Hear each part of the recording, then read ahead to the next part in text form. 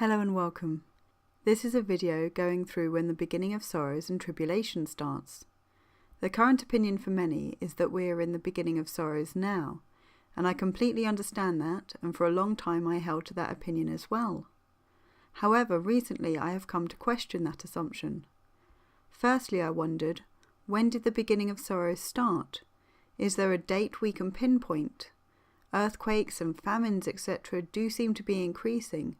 But what about the 2 world wars? Were they the start? How about the state of the world before then?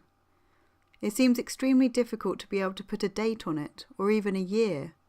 Maybe we just shouldn't try, or maybe it's because it hasn't actually started yet. So I'll try and explain why I wonder at this. So Matthew 24 verses 6 to 8 gives us an overview of what to look for. And ye shall hear wars and rumours of wars. See that ye be not troubled, for all these things must come to pass, but the end is not yet. For nation shall rise against nation, and kingdom against kingdom, and there shall be famines and pestilences and earthquakes in divers places. All these are the beginning of sorrows. So the first things listed are wars and rumours of wars, but we're told that the end is not yet at this point. Then we are told that there will be nations rising against nations, kingdoms against kingdoms, famines, pestilences and earthquakes, and that this is the beginning of sorrows. So we are told that these will all be in diverse places all around the world. Is this what we see? To an extent, yes, but fully, I would say no. Now I believe what Jesus is stating here is what we are also told in Revelation, with the seals 2, 3 and 4. Seal 2, that's a war covering the whole world. Seal 3 is famine covering the world.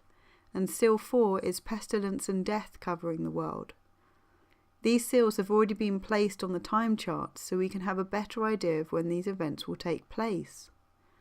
So I would say we're at the point of wars and rumours of wars, a point where Jesus tells us the end is not yet. He then goes on to tell us that nation will rise against nation and kingdom against kingdom. This hasn't happened yet. Not even in World War I or II was every nation involved. But I think we're on the precipice of this. We are ever more swiftly moving into the war that covers the entire world, and this will mark the start of the beginning of sorrows. I believe what we are seeing at the moment is the precursor, the final warning from God as to what we can soon expect. The places with war, famines, pestilences and other disasters are smaller examples of what will happen everywhere if we don't repent and turn to Him before it's too late.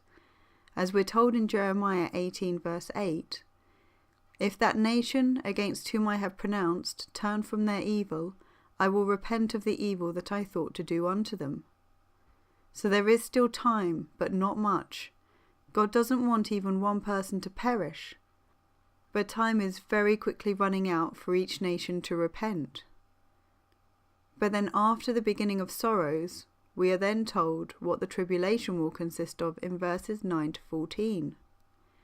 Then shall they deliver you up to be afflicted, and shall kill you, and ye shall be hated of all nations for my name's sake. And then shall many be offended, and shall betray one another, and shall hate one another. And many false prophets shall rise, and shall deceive many. And because iniquity shall abound, the love of many shall wax cold. But he that shall endure unto the end, the same shall be saved.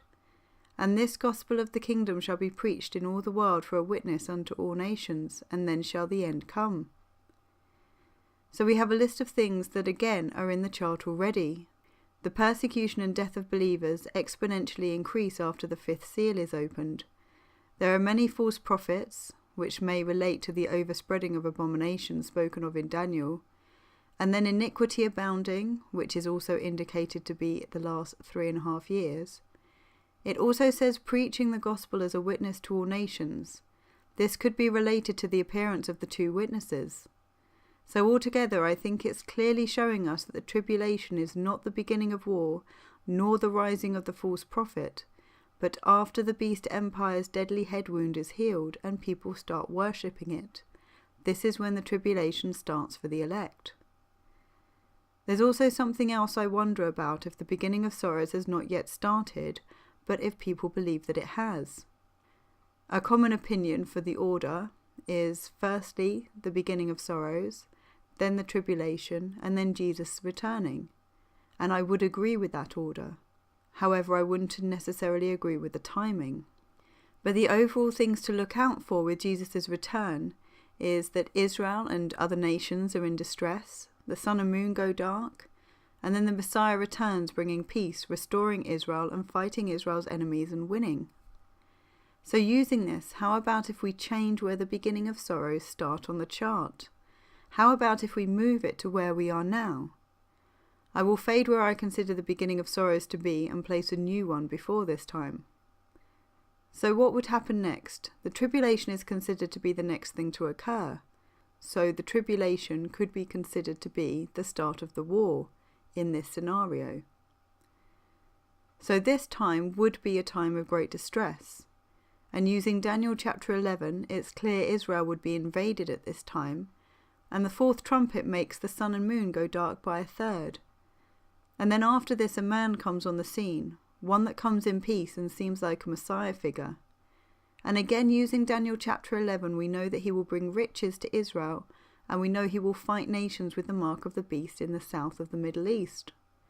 So on the surface, this may be enough for people to believe that he is the Messiah we are waiting for and follow him. Now I can't say this for certain, I can only see a similarity in events, but it is something I am just considering at this point. Now I would note that the timing may seem to be wrong compared to what would be expected. 7 years is normally stated for the tribulation rather than around just 1 year, but we are also told the days will be shortened. So people may see that as a reason why the timings they were expecting are not what is actually happening. And of course, in a time of distress, sorrows, people wanting an end of the war, of the pain and death, they could be far more willing to believe the false prophet when he arises. However, I can't say for sure what people will think and do on a worldwide scale, but I can see enough similarity to feel it's worth just bringing to people's attention as a cautionary warning not to be deceived by the false prophet, to make sure that you are aware biblically what to expect and where we are in the order of events. So I will finish with showing again when I believe the beginning of sorrows start, and the tribulation, and that the beginning of sorrows has not started yet. And on a side note, of course, the question would be, if the beginning of sorrow starts with the war, when is the war going to start? Going through Timeframes from my video called The Last Days, then my expectation at the moment is the war could start any time from spring 2018, if the date for the command to restore and rebuild Jerusalem was given in 1535. Of course, if it was given in 1536, then this may push back the date by a year or more. So I'm not going to give a definite day or month, but I would say however much we need to watch at any time, from this point on we need to be very aware of events going on in the world. So thank you for listening, and God bless.